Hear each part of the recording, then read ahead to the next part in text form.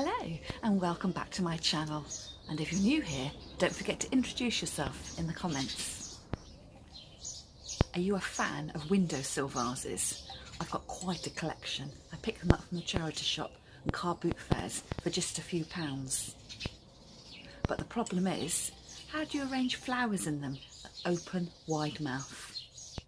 I'm Julie from Julie Davis Flower Workshops and Flower Start, the online flower arranging classes. In this video I'm going to show you how to make a metal flower frog, and that will help keep your flowers in place. Make sure you watch right on to the end of the video, as I'll show you a spot of flower arranging as well, and also another option for making your frog, just in case you don't have the specialist wires that I'm going to be using. For this project you'll need a pair of floristry scissors for your flower arranging, a glue stick or something else that's cylindrical that you can wrap your wires around, and a pair of wire cutters. I'm going to be using some mossing wire and also these 1.8mm wires. They are really thick and quite long as well. I'm using 10 of these thick floristry wires, and before I start I'm using my wire cutters to pinch together the end of the wire and loop it over in order that I haven't got any sharp edges. It just gives a nice rounded finish to each of the wires.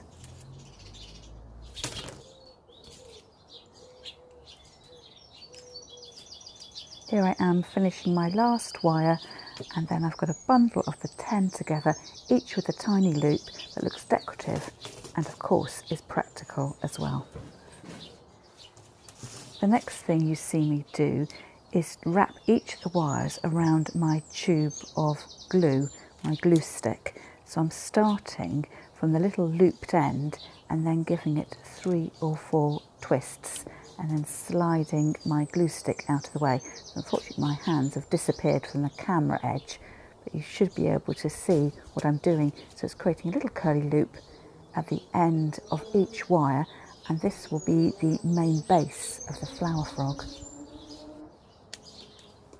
Because the wires are so thick, they're quite stiff, so it's really difficult, or hard on your hands I should say really. It's quite an easy process to coil the wires around, but you will need to take some time to work through. And added difficulty here is that my glue stick has got little ridged ends at the base and the lid. And probably the hardest thing is then to try and actually slide the coil off the glue stick. And here you can see my lid's getting stuck, so I discard that. You can reshape your coils, but you don't want to be messing with it too much, because you want to make sure your coils are distinct coils rather than just a jumble of wires. I've speeded up this section of film so you can see what I'm doing without watching paint dry. And then onto my last coil, so wrapping it round 3 or 4 times, sliding it off the glue stick, and then we're ready for the next stage. What you see me here is just slightly adjusting the heads of my coils so that they sit directly above the stem of the rest of the wire. So I'm twisting it by 90 degrees so they sit more upright rather than coiling off in an uncontrolled kind of way.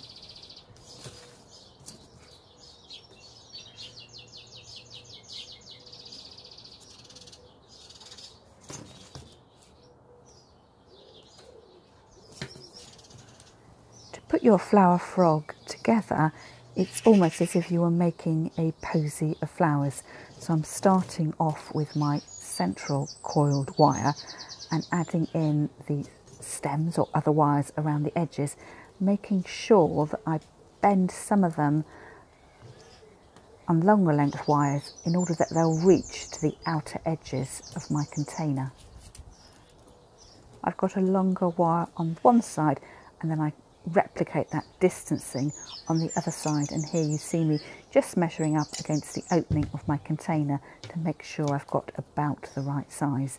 Then I go through and add in the rest of the wires. You'll see they're wobbling around a little bit. That's because the wires are not coated, so they're slipping around each other, but I'll fix that later on by using my mossing wire to bind everything together. So you'll see me adding in my last wire, and you just need to make sure you're happy with your overall shape. My outline is vaguely oval, and I know it is long enough and wide enough to fit comfortably into the mouth of my vase. Here you see me taking my mossing wire, and I'm going to attach that on as if you were binding a bouquet. Attach it onto the bunch of coiled wires right underneath where I've started to bend them out, so the binding point, and take my mossing wire round and round. Now unfortunately I've gone off camera a little bit showing you that, but it was quite difficult to get my hand to go all around the coils without knocking them each time, but I think you can see what I'm doing. Just wrapping down probably about 2 centimetres in length, and the more wraps I did, the firmer the binding became, and then everything was becoming more stable. So here you can see me just stretching everything out, positioning it, making sure that when I bind it, the coils actually end up in the places I want them to be, and I'm not getting things crunched up together. 2 of my coils here have become interlocked together, so I just have to separate them out so they sit where I want them to sit. Right, I'm back on track again, and more winding, and the more you wind, the firmer your fixing is. I thought it might be easier for me to try and avoid the curled ends by doing my wrapping and getting my arm around the length of the wire, but I don't think that was any easier. And as you can see, I'm having to hold the coiled wires very carefully in order that I don't crush them. So I think it's just a matter of going slowly and carefully and not rushing this part. Once you're happy that your wires are bound firmly in place, you then need to stretch out the bottom wires, and this is what makes your flower frog sit up inside your vase. So you start to splay them out, bending them at a 90-degree angle, and it's almost like they're creating the spokes of a bicycle wheel, or the numbers around the face of a clock. So I'm working my way around the wires, bending them out each in turn. Because I don't want my vase to be too congested with the feet of the flower frog, I'm actually cutting out some of the wires. So I'm going to end up with 6 long wires and cut down 4 of them really short, and then wrap those round the remaining 6 just to tuck them out of the way. I'm starting now to wrap my short wires around the longer wires to tuck them out of the way. In hindsight, I'm wondering whether it would have been easier to have done this with the long length of wire and cut off the excess after I'd done the wrapping around. But you can see what I'm doing there, just trying to tuck them out of the way, and then I will go back and cut off the excess wire as close as I can, so I don't have any sharp ends that are going to snag me or scratch the inside of my vase.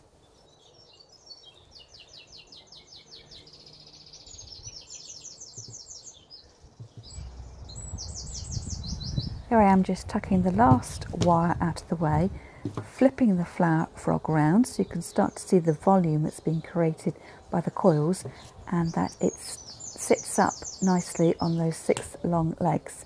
Just going back in because some of those twists of wire are a little bit too long, so I'm just neatening things off. So I've nearly finished now. So my flower frog is sitting flat on my table in a nice balanced way, and I'm showing you with my fingers how I'm going to go over under, over under, over under, weaving around with my mossing wire around each of the 6 legs that are making the feet of my flower frog, and this will hold them all in place so they'll always be evenly spaced. So this takes a little bit of time to get going and get into the routine of it, and when I've finished I'll end up with a circle of wire on the base of the flower frog, which is decorative but functional as well, because it's making sure the legs of my flower frog stay exactly where I want them to. So weaving my wire around the base of my flower frog probably took me about 5 or 10 minutes. And as I got further away from that central core of wires, instead of going over, under, I did start wrapping it around each wire. As I got a longer piece of wire running between two of the spokes, and then I wrapped around and then stretched it out between the two spokes and wrapped around again. This view isn't particularly good, but I think it will make sense when you come and have a go on your own. So the next thing I need to do is to think about where I need to bend my wires to make the whole structure sit firmly inside my container. You don't want it wobbling around. So what you can see me doing here is measuring up and getting an idea of where I need to put these bends in the wire. So the stem section of my flower frog will sit centrally inside my container. We'll have the fuzz of the coils coming out at the top, and then the wires that are making the feet will actually bend through 90 degrees and rise up the side of the container and stop at the rim. And when you're happy with the shape of what will be the underside, the hidden part of your flower frog, you can go through and bend over the top end of the wire, do exactly what you did right at the beginning, neaten off these ends of the wires. So I'm using the plier end of my wire cutters to bend that over and squeeze them together. So again, giving you a decorative finish, but also making sure you're not going to scratch yourself with the exposed wires. And if your wires are going to protrude above the rim of your container, make sure you cut them down to length so when they're finished they will hide and be tucked away inside your vase. And this is my finished flower frog with the 6 legs that hold it up in place and the 10 curled coils of wire which will help me arrange my flowers and stop them from falling over. I've got 2 that are quite long that will fit into the outer edges of the containers, and the rest are grouped together in the middle. And as I turn it over, you do see the 3D shape of it. And the last thing you need to do is to put it into your vase. You may need to adjust things, but do try not to scrunch anything down too heavily, otherwise you won't be able to reuse it. And the idea of this flower frog is you'll be able to use it for years and years to come. Now your mechanics are sorted, next thing you need to do is get arranging. So you see me here adding water to my container. I'm just sorting through some of the flowers and greenery I've picked from my garden. I've got some beautiful sedum growing at the moment. So what you see me doing here is creating an outline in green, giving me the idea of the shape that my overall flower arrangement is going to be.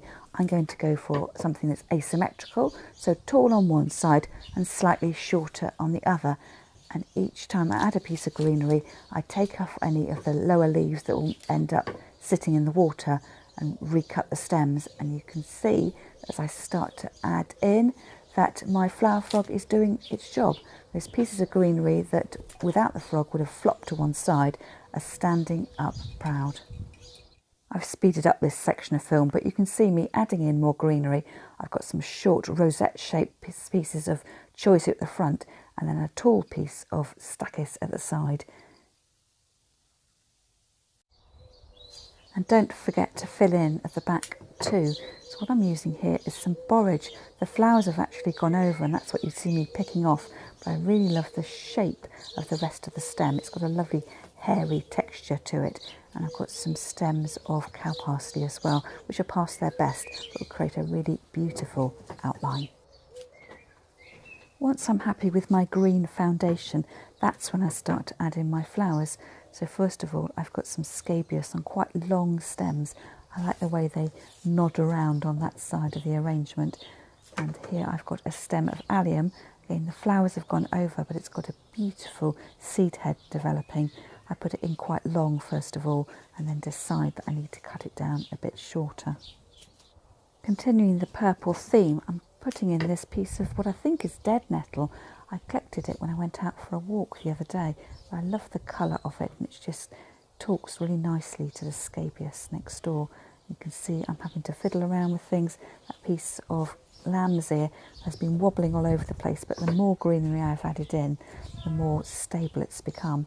I'm adding in a Sweet William to the outer edge, so taking some of the white and lighter colours to the outer edge of the arrangement, and I'll come back in with a slightly deeper pink Sweet William with a bigger head and put that more centrally in the arrangement. That'll become my focal point. Your eye will dart to that first and then move across the smaller materials to the outer edges and positioning it in, deciding on the height and then cutting it down. And then my calendulas, so these are pot marigolds, and I'm dividing the stem up, and I'll keep the smaller flowers quite long and cut the larger flowers a bit shorter as well, thinking about my principles and elements of floral design, with the larger flowers in the middle and the smaller flowers out towards the edges. I like to add flowers really low into my vase as well. So this is some native geranium, and it's going to be almost touching the tabletop when I've finished. And on the other side, I'm going to add in tiny flowers of the scented jasmine.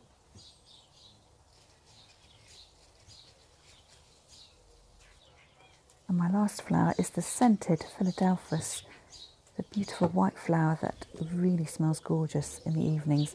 I'm adding this low and centrally into the vase, right next to that choicea, and really complementing the focal area with my Sweet Williams. I shall clear away and show you the finished piece.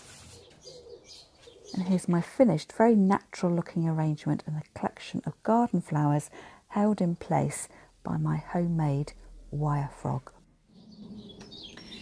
You'll notice in this video that I was using 1.8mm wires, which are quite a specialist wire, so you may need to speak to your wholesaler to get hold of them. As an alternative, you could try cutting up wire coat hangers, but they will be really strong and quite tough on your hands, and you might not be able to spiral them around in the same way.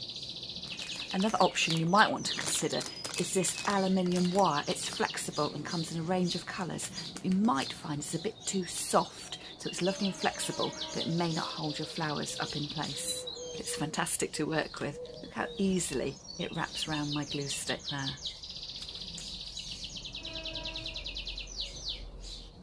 That's all from me for now. I'll see you another time.